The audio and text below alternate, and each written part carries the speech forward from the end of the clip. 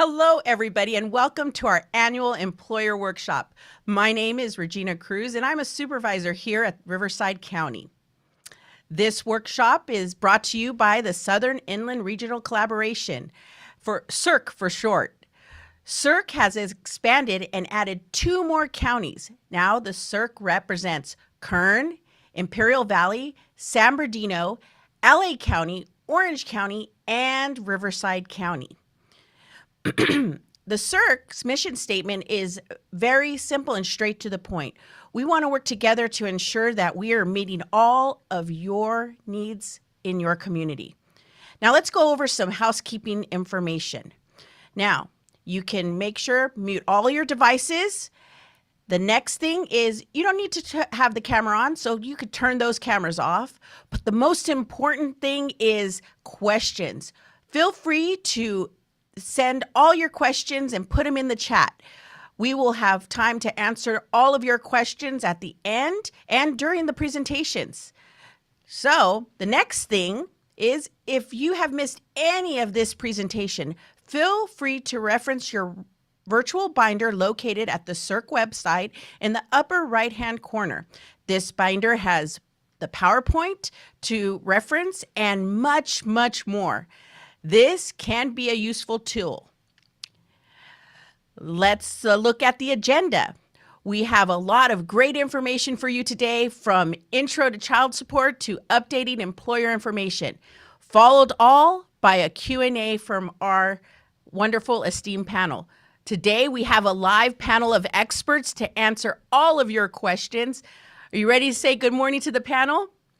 Good morning, panel. Introduce yourselves. Good morning. My name is Crystal White, and I'm an attorney here with Riverside County Department of Child Support Services. I currently manage the intergovernmental team and financial team, too. Good morning. I'm Jesus Galindo. I'm an attorney with the Child Support Services Department in LA County, also in the intergovernmental division. Well, that's amazing. Thank you so much for being a part of this. We appreciate it. These are experts, guys, so bring in all the questions. We hope this workshop is enjoyable and we get all the information that you need to better assist you with your responsibilities. So first, let's get started with Calvin. He's going to provide us with an intro to child support. Here's Calvin. Welcome. My name is Calvin Romero. I am a child support specialist with the Department of Child Support Services here in San Bernardino County. Today, I will be introducing you to the child support process. I will begin by discussing how the Department of Child Support Services opens cases. Then I will discuss the services offered and not offered by your local child support agency, referred to as an LCSA. I will also discuss withholding priority as well as confidentiality, and I will highlight some of the differences between private cases and cases managed by your LCSA. I will then wrap things up by discussing your role in the process and the impact it has on our communities. So how does the Department of Child Support Services open cases? We receive referrals one of 4 ways. We receive a referral from the Department of Social Service for dependents receiving CalWORKs. We also receive referrals when dependents are placed in foster care. The third method is a direct application submitted by the person receiving support or the person paying support. The fourth and final source for opening a case is a referral from another child support agency, such as a different state or another county. Now that we have discussed how cases are opened, let's transition to the services offered and not offered by your local child support agency or LCSA. We can offer locate services, we can establish parentage, establish an order, enforce court orders. We can also modify existing child support orders and enforce and collect any arrears-only cases. We do not offer services in divorce, custody, visitation, restraining orders, or establishing spousal support orders. The withholding priority is as follows. Current child support and family support will be withheld first, then medical support, then current spousal support, then child and family support arrears, and finally spousal support arrears.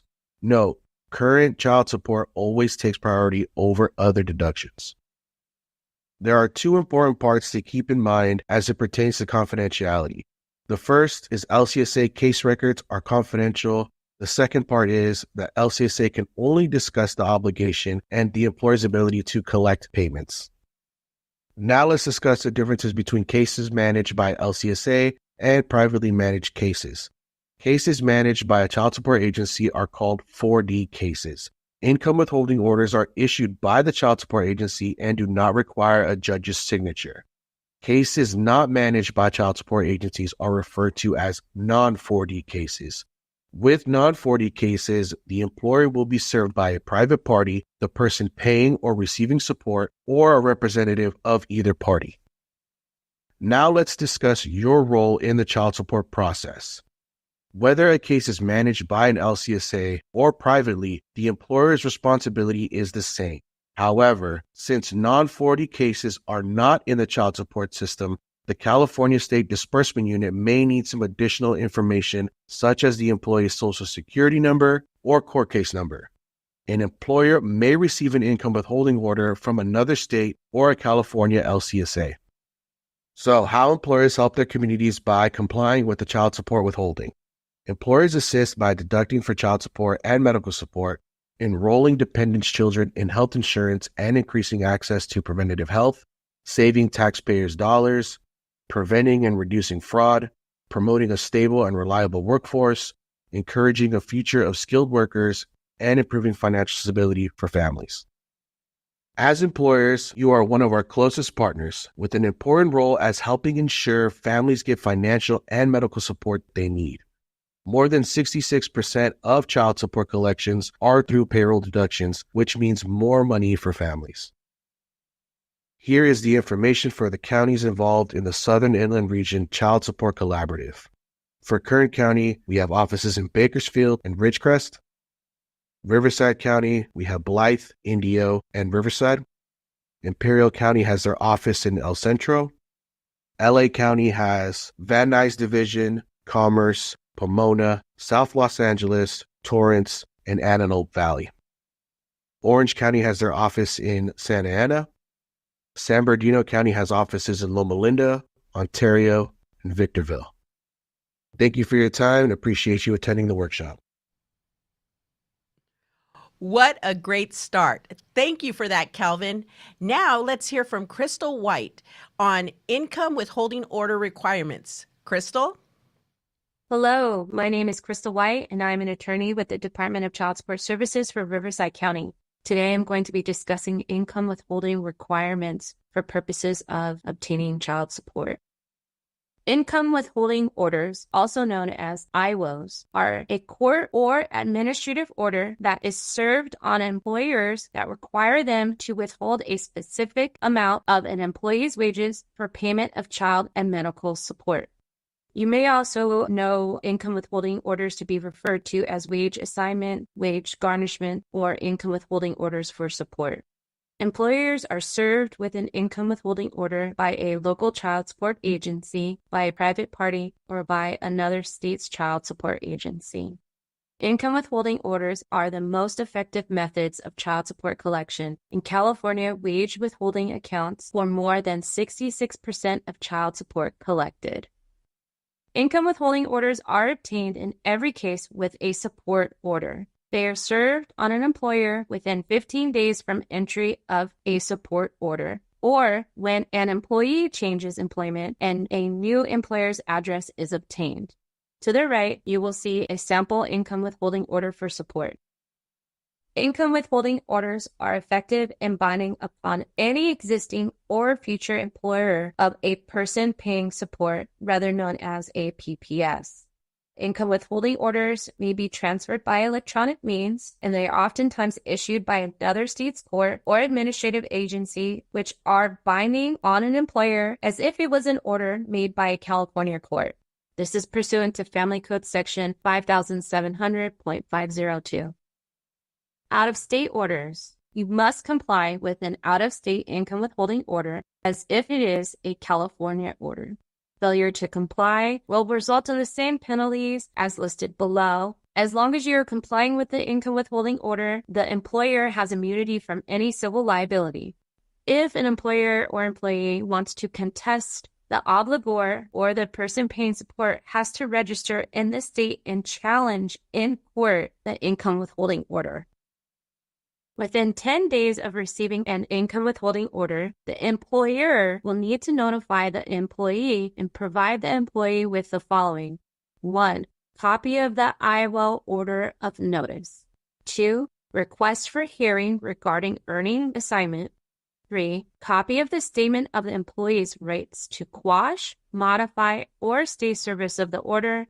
4. A blank form with instructions for the employee to file for relief within 10 calendar days after service of the IWO. The employer should begin withholding the support amount no later than the first pay period after 10 days after receiving the income withholding order. Next, they are to deduct the support amount from the employee's net disposable income, also known as NDI, and the deduction is not to exceed 50% of net disposable income, even if the support order exceeds that amount. The employer must remit the payments to the state disbursement unit no later than 10 days after close of the pay period and until served with a notice modifying amount to be withheld or terminating the order must they ensure compliance with the above. The employer responsibilities are to provide relevant employment and income information. They do so by verifying employment. They provide the full name of the employee, their last known residence, their date of birth, their social security number, dates of employment, past and present earnings, and the availability of health insurance coverage. Oftentimes, we will send forms to the employer. The most common form that we send is a wage and insurance verification form. This is the form that is most commonly used by the DCSS attorneys in court. This form requests information concerning the employee. It's signed under a penalty of perjury by the employer. It's oftentimes used as evidence in court, and it avoids the need for a subpoena. Another form that an employer may receive is called an employee status report, and it's similar to page 4 of the income withholding order. The information that is requested is often to inform child support on or before the next payment due date regarding the new employer's address or employment status, the employee's last known residence address, or the employee's last known telephone number. Employers shall not do the following based on the existence of an income withholding order: refuse to hire, discriminate, discipline, and/or terminate. The following are the orders that are supposed to be enforced first by an employer: child support orders, bankruptcy orders, federal administrative garnishments, federal tax levies, student loans, state tax levies, local tax levies, a creditor garnishment, and an employer deduction. Pursuant to Family Code Section 5238, priority of pays are as follows: child support, spousal support, health insurance, and arrears. Levies received prior to child support order may have priority, but that doesn't happen in all cases. Please remember, pursuant to Family Code Section 4011, child support gets paid before all other creditors.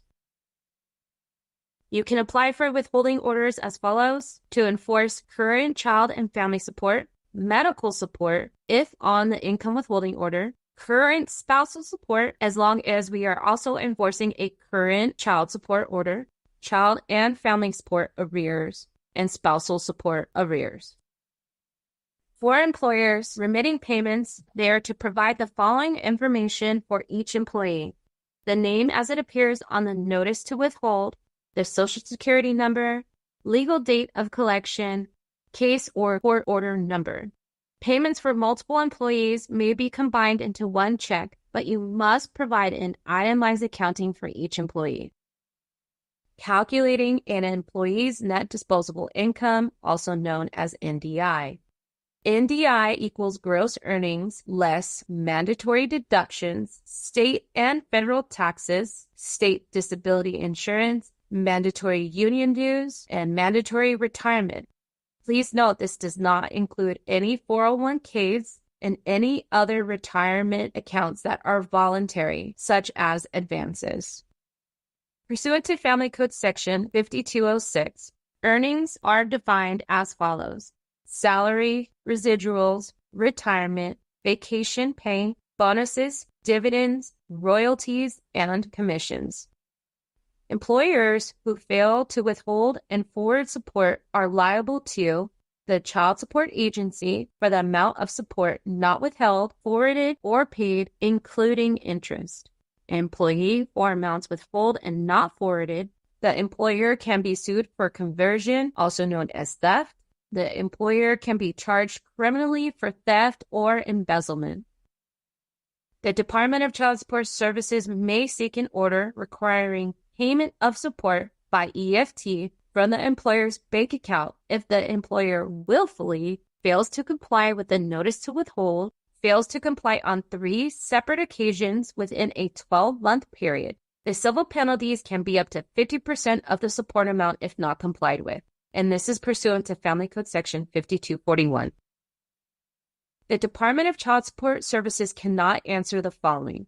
Why is the order so high? How do you expect this person to live? And can we work out a better payment plan? Please note, the Department of Child Support Services case records are confidential. Employers can only be given information to comply with the IWIL. We encourage the employee to contact DCSS directly if there are any concerns regarding enforcement of the order. That is all for income withholding orders. Thank you.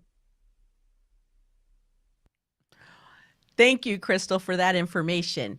Now, I'm excited we have a question in the chat. Let's go to the question. Question is, are APA RCH credits being given for attending this workshop?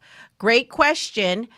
Unfortunately, the answer is no. Not on this workshop, the credits will be issued. However, we are diligently working on future workshops to offer those credits. So keep a lookout on our websites for those workshops. Now let's get back to the presentation. Keep those questions coming. Next up is Shauna Smith from California DCSS. She will be going over electronic income withholding orders, or EIWOs for short. Let's welcome Shannon. Hello, I'm Shauna Smith, the Outreach Coordinator with the California State Department of Child Support Services. I would like to first thank you for your role in the child support process. Income withholding orders amounts to over 70% of child support payments. So thank you for all your effort in processing those documents. Today, I will be discussing the electronic income withholding order. So what is an EIWIL, or an electronic income withholding order? When an employer registers for the EIWIL program, they will be able to receive income withholding orders electronically, where employers can notify the child support agency of terminations, lump sums, as well as being able to accept or reject the EIWIL electronically. There are several benefits to signing up with the EIWIL. Ultimately, families will receive support sooner. This is going to save your company time, money, and resources. There's no cost to the employer when enrolling, and you only have to enroll one time, and you will begin receiving all EIWILs electronically from all states. Each electronic income withholding order has a uniform look and feel, which will increase the accuracy and reliability of the data. There are 3 options when using the EIWIL process: the EIWIL Online, no programming option, and the system-to-system option, which I will share with you. One of our newest choices is the EIWIL Online. This choice is for smaller employers who are unable to participate in the system-to-system or the no programming choice. This choice has no programming, IT investment, or server requirements, and takes 5 to 15 business days to implement. The EIWIL Online was launched on December 18, 2023. With the addition of the EIWIL being added to the child support portal, we now have 702 employers who have signed up for the EIWIL Online. This is a huge accomplishment for it being so new. With the EIWIL Online choice, the employer will download the EIWIL from the child support portal and generate an acknowledgement. The employer is required to download the EIWIL within 3 business days. If the employer does not respond within 3 business days, Child Support Services will manually provide the employer with an EIWIL. If the employer continues to not respond, they will potentially be removed from the EIWIL portal. This is an example of the eIWO child support portal and the website where it can be found. Once the employer has downloaded the eIWO file, the acknowledgement screen will generate. If you notice under the income withholding order disposition status, the employer can reject or accept the acknowledgement and the reason for the rejection. If an employer rejects the IWO with the disposition code, the child support agency will review the case and determine the appropriate actions and documents to send. Please note, to prevent eIWO processing delays, employers should address the rejection disposition reason code prior to submission. An email notification will be sent to employers with a reminder of pending eIWO files available for download and eIWO's pending acknowledgement. The next option is the no programming option. This option is ideal for employers with a low volume of IWOs. It is easy to implement with minimal IT investment. With the no programming option, there is a choice to receive a PDF or an Excel spreadsheet. Employers will be able to notify the child support agency if an employee was terminated or receiving a lump sum payment, and it only takes 2 to 4 weeks to implement. Within the no programming option, employers can choose to receive a PDF. This is an example of the no programming option PDF fillable acknowledgement and where you would accept or reject the income withholding order. And as mentioned previously, with the no programming option, there is also the option to receive an Excel spreadsheet. Here's an example of the no programming Excel spreadsheet. Under column K is where you would accept or reject the disposition status. The next choice is the system-to-system interface option. The system-to-system interface is ideal for large employers with a large volume of IWOs. These income withholding orders will be received in files or batches for the employer to respond to the acknowledgement, then send to the respective state. Some benefits of this option are a one-time registration that is sent to all states, minimized manual processing, image-ready IWOs that are available through PDF, and then the employer can generate a streamlined acknowledgement to meet their company's needs as long as the information meets the requirements of the Federal Office of Child Support Services. This will require IT resources and will take 3 to 5 months to implement from start to finish. In order to implement the system-to-system, the employer will need to consult their IT department. The employer will need one of the following: a secure file transfer protocol, a file transfer protocol server with a VPN. They will also need Adobe Reader version 10 or higher with the JavaScript for a fillable PDF. For both the system-to-system option and the no programming option, employers will receive an email notification detailing the number of IWOs, acknowledgements, PDFs, Excels, as well as errors and rejection. A common error for employers is failing to include the disposition reason code in the acknowledgement. On the employer-initiated income withholding acknowledgement, the employer can notify the child support agency of any employment changes, including termination, lump sum, or other changes in employment status. Under the employer reporting section, the employer can choose one-time lump sum or termination. And if you take your attention to the bottom of the screen, the employer can also provide the new employer information to the child support agencies so that we can forward the IWO to the new employer. The registration for the eIWO process includes an agreement similar to this form here. To register, you will accept the agreement as well as complete the Federal Identification Number spreadsheet. And if you are registering multiple federal identification numbers, please provide each of those. So the steps in preparation for the eIWO include completing the profile form and theme spreadsheet, followed by setting up connectivity. Then the Federal Office of Child Support Services will conduct a test, and then the employer will begin receiving IWOs electronically. I do want to mention that since the eIWO has started, there is a total of 41,950 employers that have enrolled nationwide. This is a resource that is available on the Federal Office of Child Support Services public website.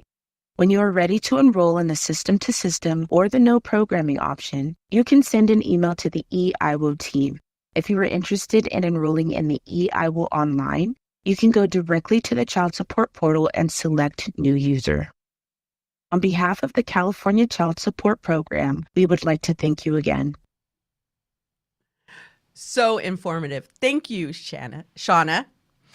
Next up is Tiana Mitchell from Kern County. She'll be discussing the topic bonus and lump sum income withholding orders.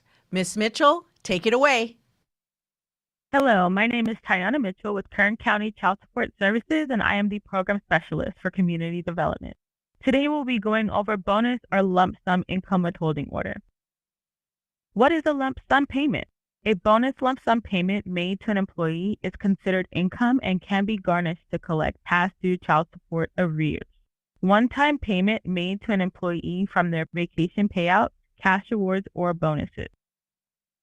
What is considered a bonus or lump sum payment? Severance, vacation payouts, insurance settlements, retirement incentives, stock options, lottery winnings are all considered bonus or lump sum payments, including awards, payments from verdicts, workers' compensation, retroactive pay increases, sign-on bonuses, and commissions. All employers served with an employee withholding order are required by California SC Section 17512 to comply. Report all earnings as defined by SC Section 5206. This means employers are required to report bonus lump sum income. Employers are encouraged to report any bonus or lump sum payment prior to payout by contacting California Child Support Services by fax, email, EIWO, or USPS. Report by phone or email prior to payout by contacting the California Child Support Services at the link shown, or by calling 916-464-6640. They can contact the Federal Office of Child Support Services website using the link shown. The maximum withholding is 50% of the net disposable earning under California Code of Civil Procedure Section 706052A. Note, payments to an independent contractor are subject to maximum 50% net disposable earnings withholding limit, FC 5206.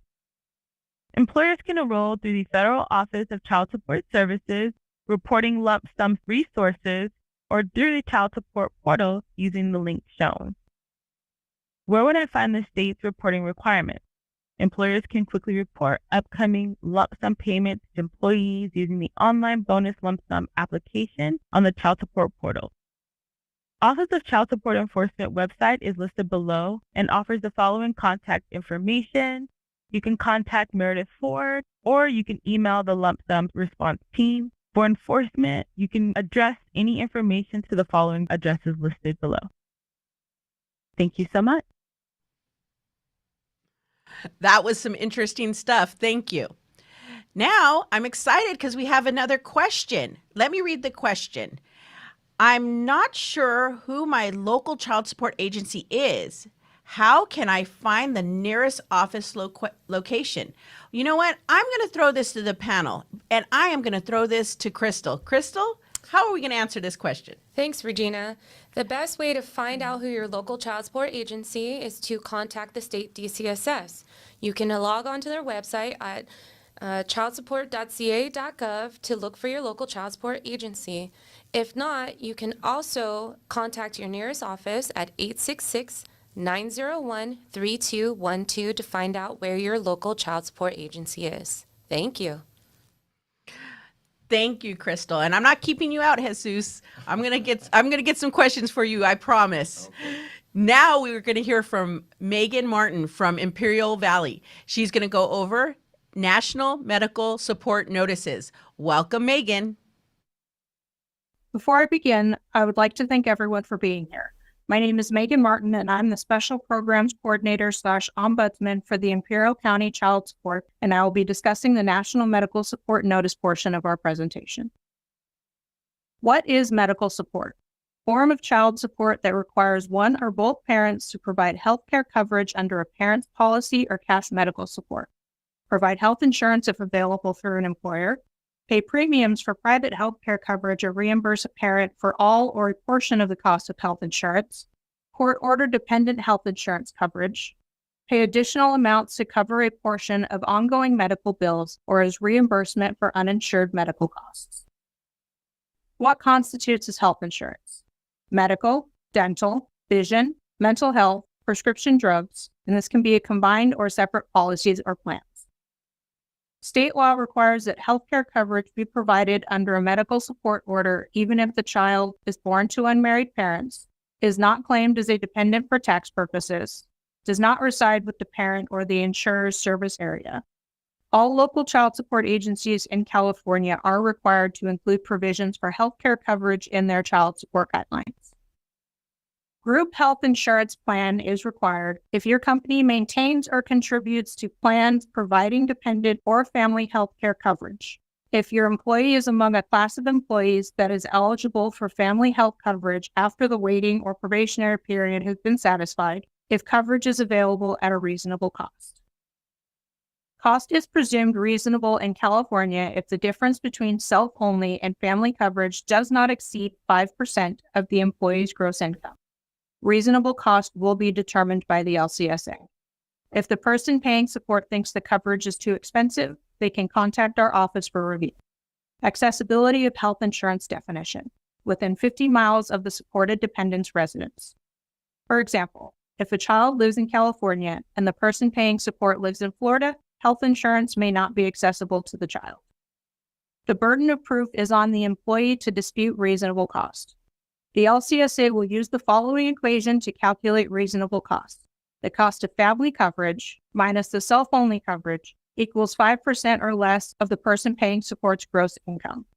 For example, family coverage is $500 per month and self-only coverage is $300 per month. The difference of $200 cannot exceed 5% of the person paying support's gross income.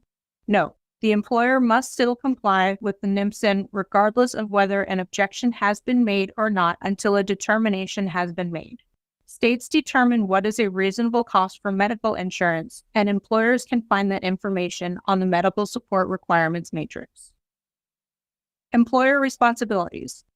The employer shall allow the employee to enroll their dependent without regard to open enrollment restrictions, deduct costs of health insurance coverage in addition to the child support amount, provide coverage to the employee's children even if the employee declines their own personal health coverage. They're to provide the LCSA within 30 days, the employee's social security number, home address, name of the insurance company, policy number, and names of person covered. They must notify the LCSA when there is a lapse in coverage, the date the coverage ended, the reason for the lapse, and when coverage is expected to resume. The employer should refrain from denying enrollment when the child was not claimed as a dependent on the employee's tax return, does not reside with the employee, does not live within the service area, was born out of wedlock, refused to hire, discriminate, or terminate coverage for a child unless health insurance coverage has been eliminated for all employees, or receive evidence that the order has terminated from the LCSA or the courts. The National Medical Support Notice consists of two parts. Part A, the notice to withhold for health coverage, is shown here on the right. Part B, the medical support notice to plan administrator, is shown here also to the right.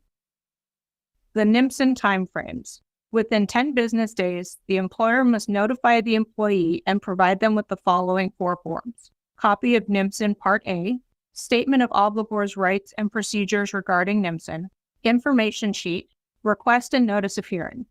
Within 20 days, the employer must notify the employee and provide them with the following 4 forms. Copy of NIMSIN Part A, Statement of Obligor's rights and procedures regarding NIMSIN, information sheet, request and notice of hearing. Employer must enroll the employee's children to a health care plan and return the health insurance information to the LCSA. Within 40 business days, the employer must provide the LCSA with description of the coverage available and of any forms required to activate coverage, including termination and lapse in coverage. Within 10 business days, the employer must notify the LCSA office any lapse of coverage. Within 20 business days, notify the LCSA of termination of benefits or termination of employment. Return the termination of benefits employer notice, and that form is DCSS 0114. Points to consider. When the employee's dependents have been enrolled in your group health insurance plan, the LCSA is required to notify the person receiving support in writing. The LCSA will provide the person receiving support the dependent's health insurance cards once received from the employer. If the insurance cards are not immediately available, please provide them to our office when received. The information you provide makes a huge difference in managing the health care for the dependents you enroll. DCSS does not copy your form and send it to the person receiving support. Our office writes a letter to the person receiving support providing them with the information you provide. Failure to comply is punishable by contempt. An employer who willfully fails to comply with the NIMSIN is liable to the person receiving support for the amount incurred in healthcare costs. If you need more information or have any questions, you can always reach out to the California Program and Policy Branch at the information listed on this slide. There is also a link for the employer forms you will need. Thank you. I just want to make a reminder, and if you have any questions, feel free to add them in the chat. We have time to answer all of them at the end of this presentation. Another thing is we have a virtual binder, like I said earlier. If you go to the SIRC website, it is on, you click on the corner, and that virtual binder has the PowerPoint and a lot of other things to help you out. So questions, and you have that virtual binder.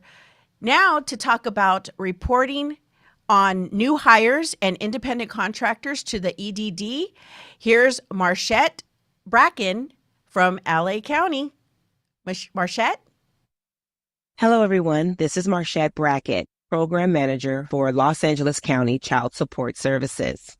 I will be presenting to you reporting new hires and independent contractors to the Employment Development Department. New hire reporting requirements.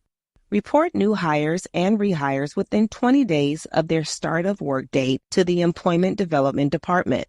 Rehired employees are those that have separated for at least 60 consecutive days and returned to your employment. Report independent contractors within 20 days of contracting if any of the following apply. A Form 1099 for service is provided, $600 or more is paid, or you enter into a contract for $600 or more. Why is this important? To assist in locating parents who owe support. It increases child support collections, reduces welfare costs, and reduces Medi-Cal costs. New hire reporting helps the child support program locate parents, establish wage withholding orders, and enforce existing orders. The information is also sent to the National Directory of New Hires to locate delinquent debtors in other states. Note, nearly 30% of child support cases involve parents who do not live in the same state as their children. Reporting new rehire employees. You will use Form DE-34, and you will send the form to the Document Management Group using the address on the screen, or you can fax it to 916-319-4400. The link is also provided below. Independent contractor reporting requirements. For service provider or independent contractor, you will report the first name, middle initial, and last name, social security number, address, start date of the contract, amount of contract, contract expiration date, and ongoing contract.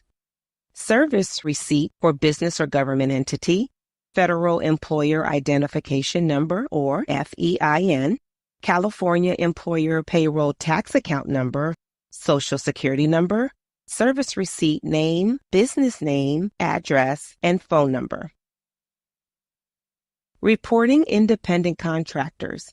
Use the form DE-542 and mail it to the Document Management Group using the address on the screen, or fax it to 916-319-4410. You can use the link below to access the form. If you need assistance reporting new hire and independent contractors, you can contact the Taxpayer Assistance Center Monday through Friday, 8 a.m. to 5 p.m., or you can call 888-745-3886. Thank you so much for your time. Well, that's a lot of great information. How about another question? Panel, you ready? Yes. All right, let me read the question for you. It says, I have an employee that received a garnishment of wages. The amount taken from his check is different than the amount on the paperwork they provided to our company's HR department. What should our HR department do? You know what? I promised Jesus this question. So, Jesus, what do you think? Thank you, Regina. Well, the employer could only take up to 50% of the employee's net disposable income. It sounds like he's not earning enough. However, there might be additional details specific to his case that might impact the paperwork. The HR department should contact 866-901-3212. From there, they can select the prompt options and navigate as an employer. And the California State Disbursement Unit will be able to assist them. All right. Well, thank you. Very informative. Thank you, Jesus. That 866 number is gold. You please, if you have any questions, employers, feel free to use that number at any time. Now, let's turn to Calvin Romero again from San Bernardino County. He will be talking about updating employer information. Calvin? Hello again, this is Calvin from San Bernardino County Child Support. The next information we're going to go over is updating employer information. If your phone number, fax number, or address has changed, please update this information as soon as possible. If the company has changed its name, payroll contact person has changed, or has added DBAs, please include these as well. Some employers switch payroll companies altogether. If you have switched payroll companies, be sure to update as soon as possible. These can be tricky because some of these payroll companies require new income withholding orders to be sent. If the health insurance plans or carriers have changed, then please provide updated information along with medical cards so that the employee's children don't go without coverage.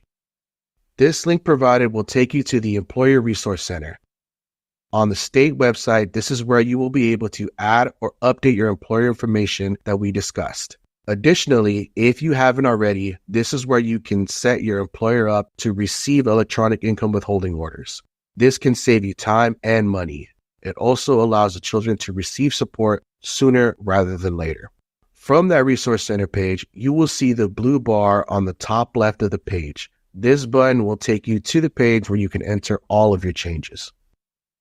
Here is an example of what the form looks like, and as you can see, some sections are mandatory to complete. So even if you are simply updating just the company phone number, you may still have to enter the required fields. This will ensure that we have your most updated information on file. There is also a subscribe button at the bottom of the page that you can check if you would like to receive tips, information, employer newsletters, and other helpful features. After your changes have been entered, hit the submit button at the bottom of the page.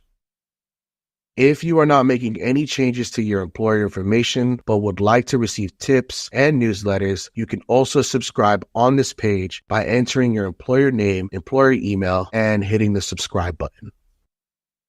On the same employer resource page, there is a link for upcoming employer events, which has information about any upcoming workshops that you can register for if you are interested.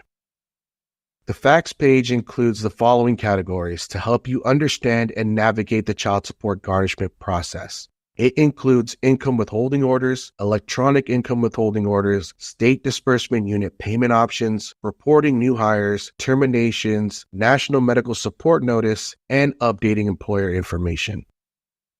Contacting our office is pretty simple. There is an employer service line that can be reached directly at 1-888-898-1743 or by calling our general number at 1-866-901-3212 and prompting for the employer line.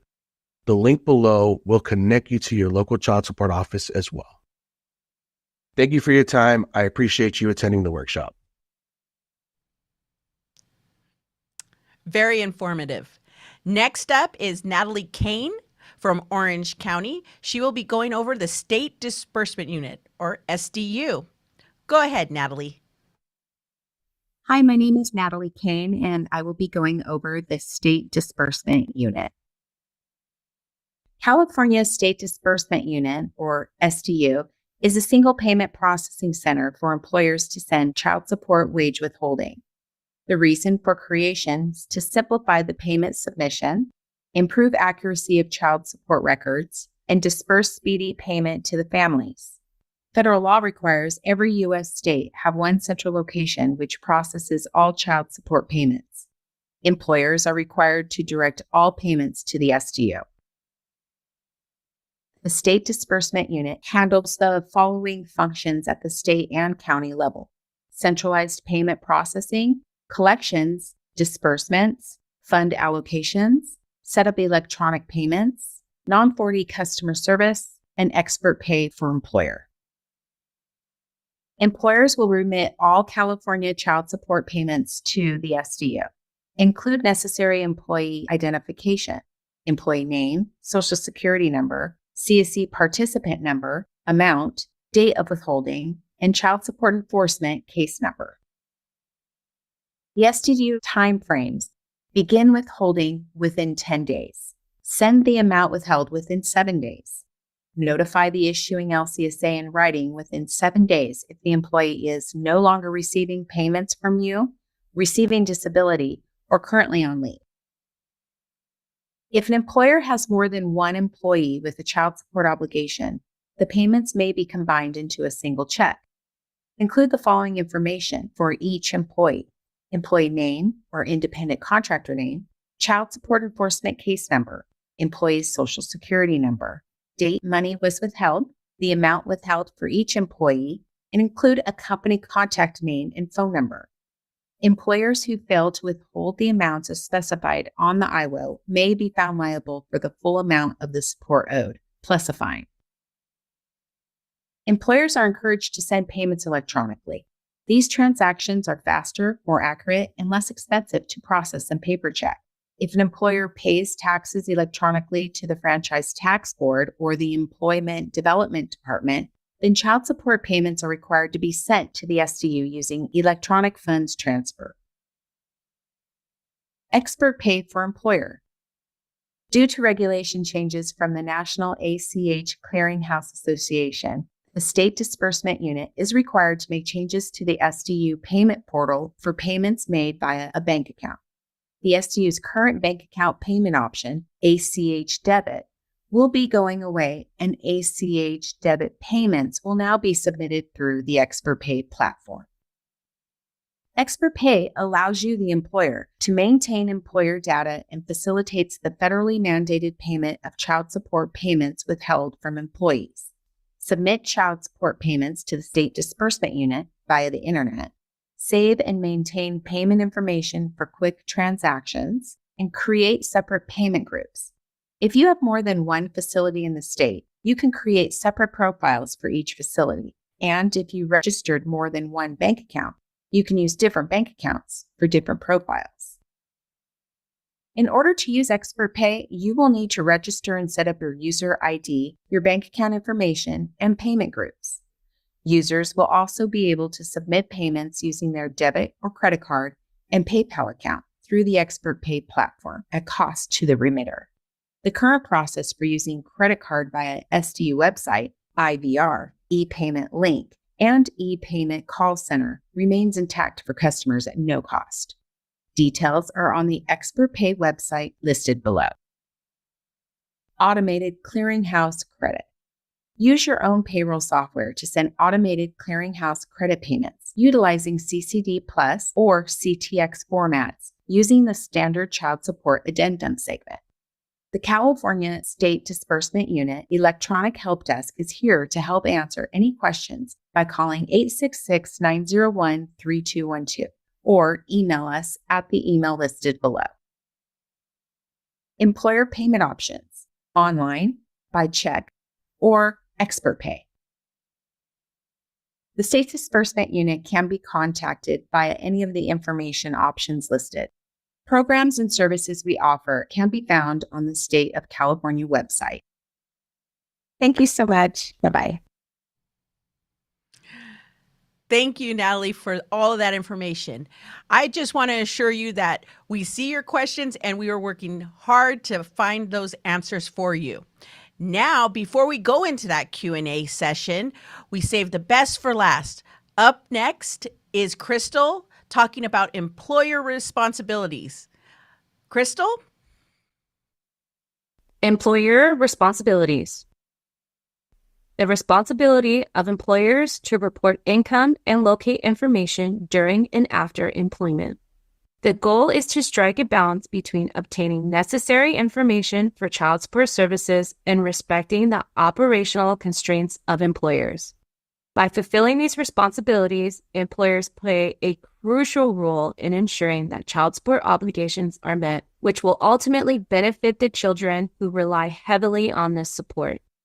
This collaboration approach between employers and the local child support agencies and/or child support services helps to create a more efficient and effective system.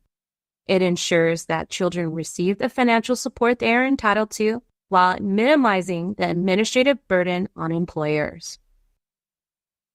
For current employees, employers are expected to provide up-to-date income information and current address details. This information is vital for calculating appropriate child support payments and ensuring that communications reach the correct recipients.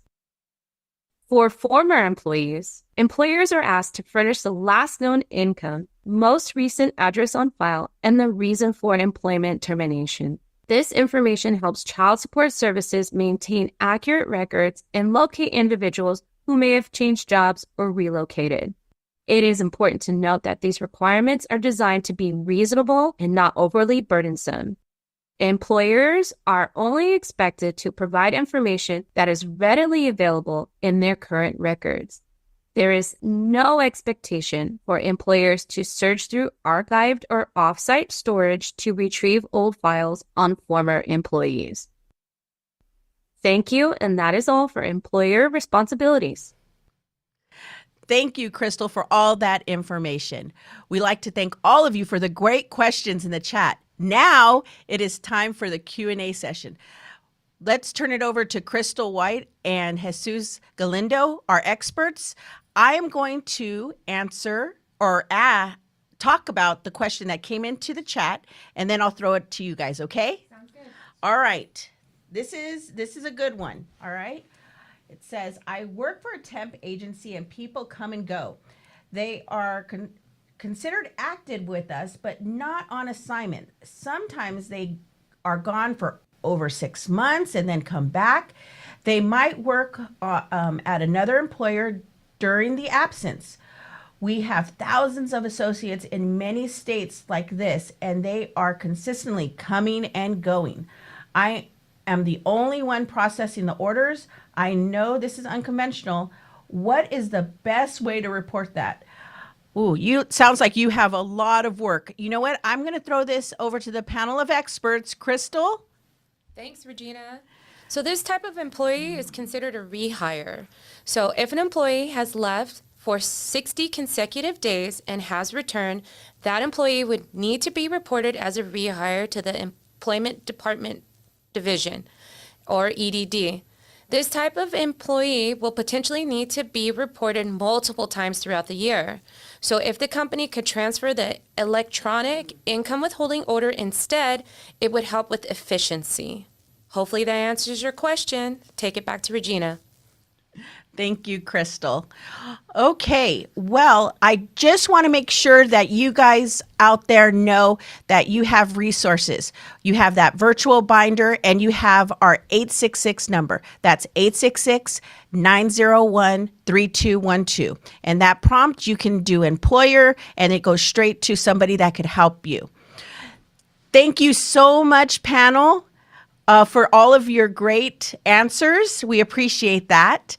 Now we want to hear from you.